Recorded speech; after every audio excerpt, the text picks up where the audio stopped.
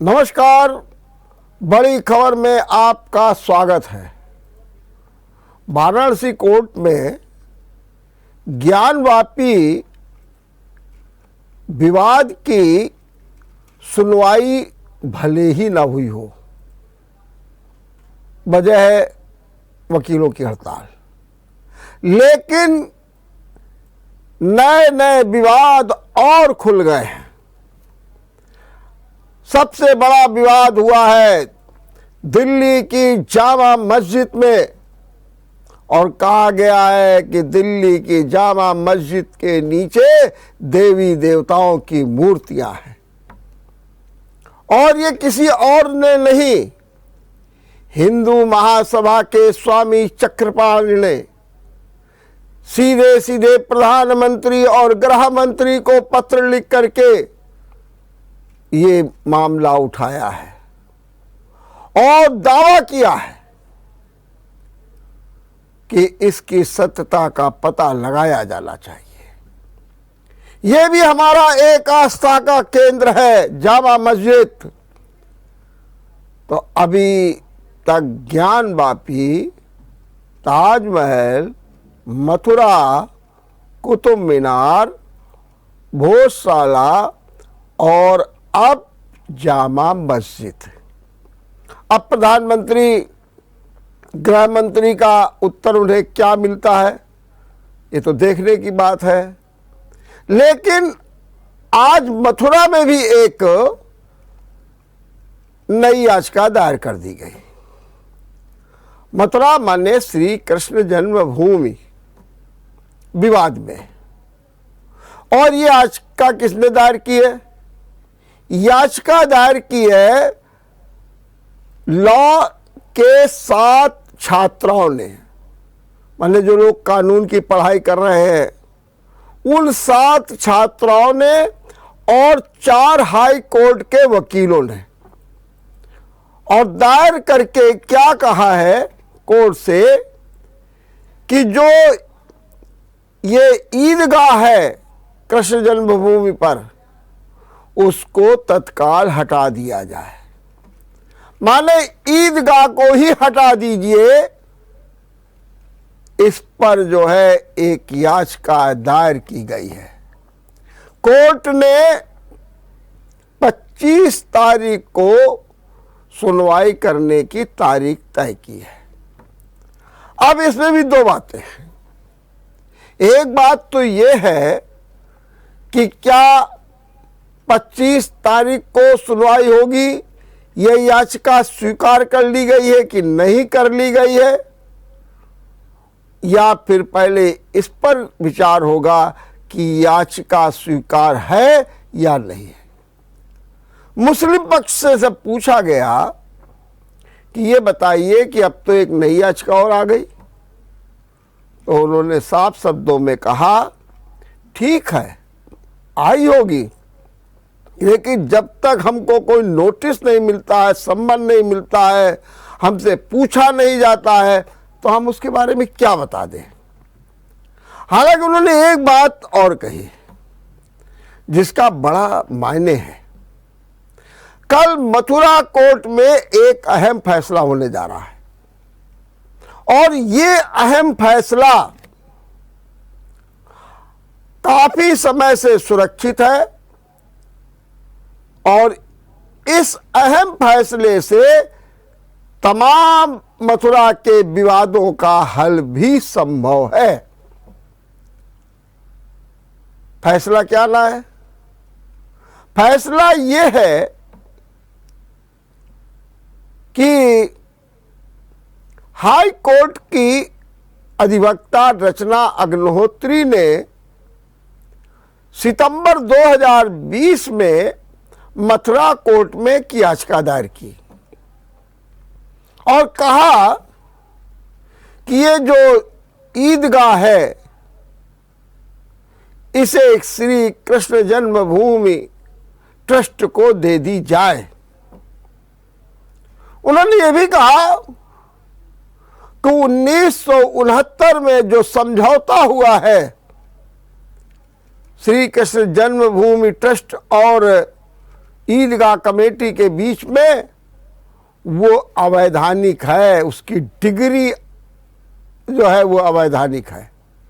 इसलिए जरूरत इस बात की है कि अब जो है ये जो ईदगाह है उसकी मिल्कियत माने टाइटल सूट जो है श्री कृष्ण जन्मभूमि ट्रस्ट को दे दिया जाए। मामला निचली कोर्ट में गया, निचली कोर्ट ने उसे खारिज कर दिया। इसके बाद फिर मामला जिला अदालत में चला गया, जिला अदालत ने भी उसे खारिज कर दिया। लेकिन फिर दोबारा जिला अदालत में फिर एक पुनरीक्षण याचिका दायर कर दी गई अक्टूबर 2020 में। तब कोर्ट ने फैसला सुरक्षित कर लिया और लगातार तारीखें पड़ती रही है। अब इस पर कल माने 19 मई को फैसला आएगा। कहते हैं कि जो ये फैसला आएगा तो इसमें यह तय होगा कि ये जो रचना अग्निहोत्री की याचिका है स्वीकार की जाए या नहीं की जाए। अगर स्वीकार हो जाती है तो जितनी अर्जियां हैं उनके नए नए रास्ते खुल जाएंगे। अगर ये स्वीकार कर दी जाती है तो उन तमाम जो अर्जियां हैं, पहले से 10 हैं, उसके बाद 2-3 अर्जियां और आ गई। एक अर्जी में सर्वे की मांग की गई, एक में ईदगाह को सील करने की मांग की गई। ये जो जितने प्रकार की अर्जियां हैं उन पर भी असर पड़ेगा। बहरहाल मथुरा के मामले में कल अहम दिन है। कल अहम दिन सुप्रीम कोर्ट में भी है ज्ञानी वापी को लेकर के। कल सुप्रीम कोर्ट सुनवाई करेगा, क्योंकि जो 17 तारीख को सुनवाई हुई उसमें सरकारी वकील ने कहा कि मेरे पास तो कोई दस्तावेज भी नहीं है। जो हिंदू पक्ष के वकील थे हरिकृष्ण जैन, उनकी तबीयत खराब हो गई थी, लू लगने के कारण वो अस्पताल में भर्ती थे। मुस्लिम पक्ष के लोग आए थे, उन्होंने अपनी बात की, हिंदू सेना के लोगों ने अपनी बात की और सुप्रीम कोर्ट ने ये कहा कि ठीक है मामला विचाराधीन है, होने दीजिए। हालांकि उन्होंने इस पर कोई रोक नहीं लगाई, लेकिन 2 बातें जरूर कह दी। उन्होंने कहा जो शिवलिंग का स्थान बताया जा रहा है उसे सुरक्षित रखा जाए, लेकिन नमाज पर रोक नहीं लगाई जाए। 2 बातें उन्होंने साफ साफ कह दी।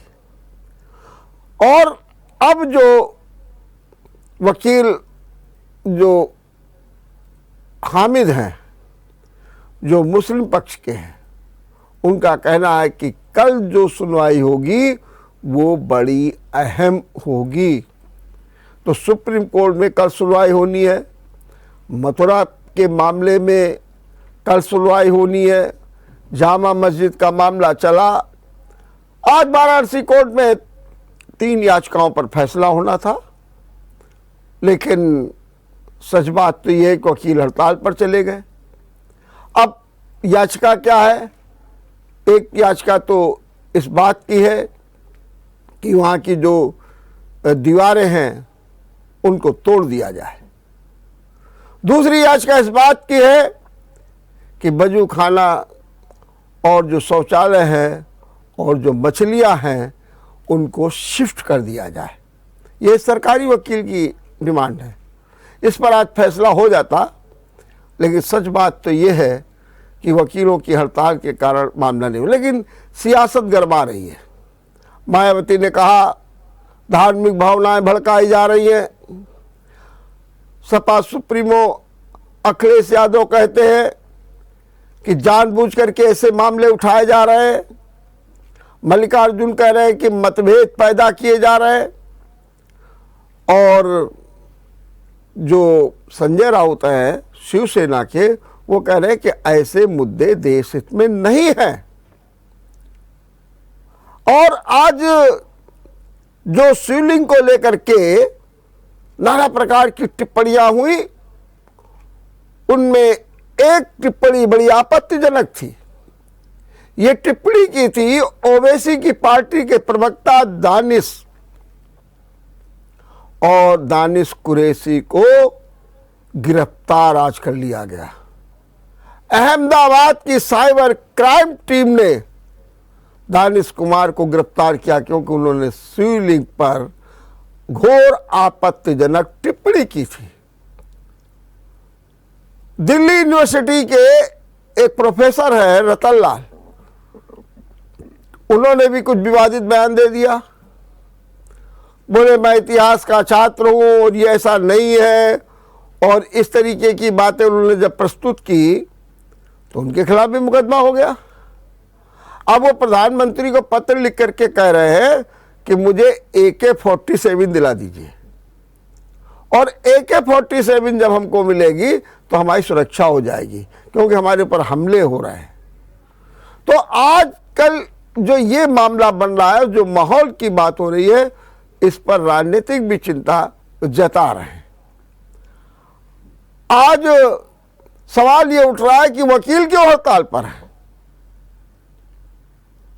वकील इसलिए आज हड़ताल पर है, चाहे गोरखपुर के हो, चाहे वाराणसी के हो, जो इलाहाबाद के हो, क्योंकि उत्तर प्रदेश सरकार के विशेष सचिव प्रफुल्ल कमल का एक निर्देश डीएम को मिला है। विशेष सचिव अपने निर्देश में डीएम से कहते हैं कि अदालत में होने वाली अराजकता, अराजकपूर्ण कार्रवाई, गैर कानूनी कार्रवाई, अपराध, इन पर कार्रवाई सुनिश्चित कीजिए और इसकी सूचना भी शासन को दीजिए, और इसकी कॉपी सभी जनपद के न्यायाधीशों को भी भेजी गई है। बस यही से वकीलों में गुस्सा है। वकील कह रहे हैं ये कौन सी बात हुई, क्यों हमको टारगेट किया जा रहा है, हमको अराजक बताया जा रहा है, क्या हम अपनी बात नहीं कोर्ट में कह सकते हैं। ऐसे तमाम सवालों के साथ वकीलों में गुस्सा है। कल कानपुर में भी ज्ञापन दिया गया। हड़ताल, गुस्सा सब कुछ जारी है, और सच बात तो यह है कि अब 20 तारीख को प्रदेश भर में व्यापक पैमाने पर हड़ताल होगी, क्योंकि इस हड़ताल का आह्वान बार काउंसिल ने किया है। आज हड़ताल और 20 को हड़ताल होगी, अदालतों में काम नहीं होगा, कचहरी ठप हो जाएगी। हम यहाँ लेते हैं एक छोटा सा ब्रेक के बाद आपका एक बार फिर स्वागत है।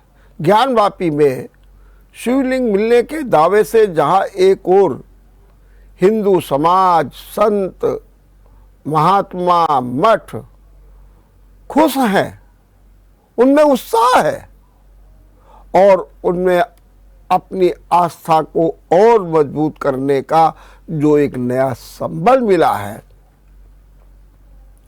उससे निश्चित रूप से हिंदू समाज में एक श्रद्धा की नई बयार बही है। वहीं दूसरी ओर विपक्ष, सीधे तौर पर मुस्लिम समाज अशांत है। उनके संगठन, उनके नेता, उनके काजी, मौलाना, ये सब शिवलिंग को नकार रहे हैं और लगातार बयान भी दे रहे हैं। हिंद ना ही नहीं, मुस्लिम पर्सनल लॉ बोर्ड ने भी एक बैठक करके शिवलिंग के दावे को नकार दिया और कहा अब हम लड़ाई लड़ेंगे।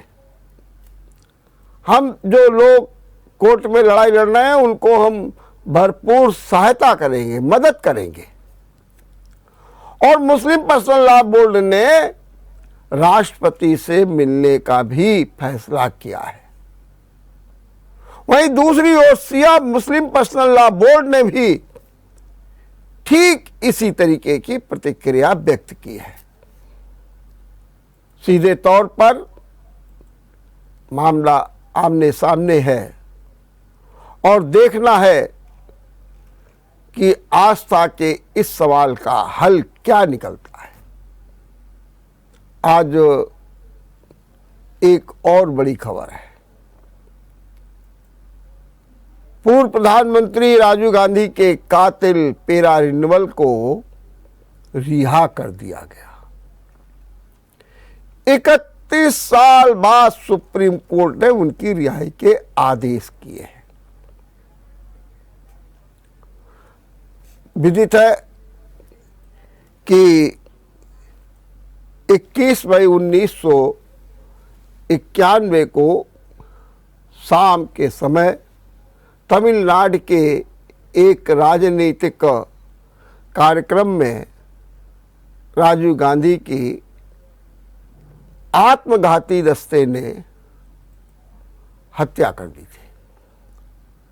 7 लोग पकड़े गए थे, मौत की सजा सुनाई गई थी।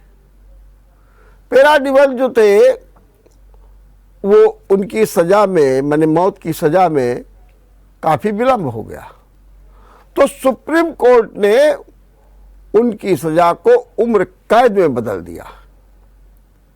फिर लगातार उनकी रिहाई की बात होती रही। तमिलनाडु में जो कार्यक्रम हुआ था, जो वहाँ की सरकार, वहाँ के गवर्नर, केंद्र सरकार, सब ने इस मामले में सुनवाई में भाग लिया और सामान्यतः लोग रिहाई के विरोध में। आज भी बहुत मजबूती के साथ में ये पक्ष रखा गया कि राजीव गांधी के कातिल को रिहाई न दी जाए, लेकिन सुप्रीम कोर्ट ने तमाम आधारों को स्वीकार करते हुए उन्हें रिहा करने का आदेश जारी कर दिया। ये आदेश भी निश्चित रूप से न्याय जगत में एक नई नजीर बनेगा। हालांकि कांग्रेस ने इसका जबरदस्त विरोध किया है और तमाम सवाल उठाए कि एक कातिल को रिहा कर दिया गया और वो भी राजीव गांधी के। अगर ऐसी शख्सियत के साथ ऐसा होगा, उसका संदेश अच्छा नहीं जाएगा समाज में। अब उन्होंने किया है, लेकिन सुप्रीम कोर्ट ने अपने ढंग से सुनवाई की है। सुप्रीम कोर्ट ने तमाम आधारों को लिया है और सुप्रीम कोर्ट ने भी एक नई नजीर है। ठीक है, जो लोग विरोध कर रहे हैं, जो अपनी बात कह रहे हैं, वो अपनी जगह सही है, लेकिन सच बात तो ये है कि आज 31 साल बाद राजीव गांधी के कातिल को रिहा कर दिया गया। देखते रहिए बड़ी खबर। नमस्कार।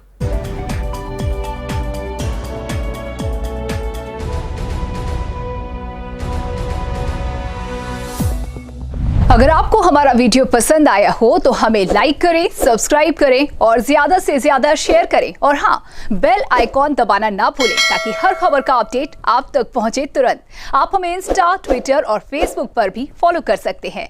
हमारी आईडी है @JMT News Flash।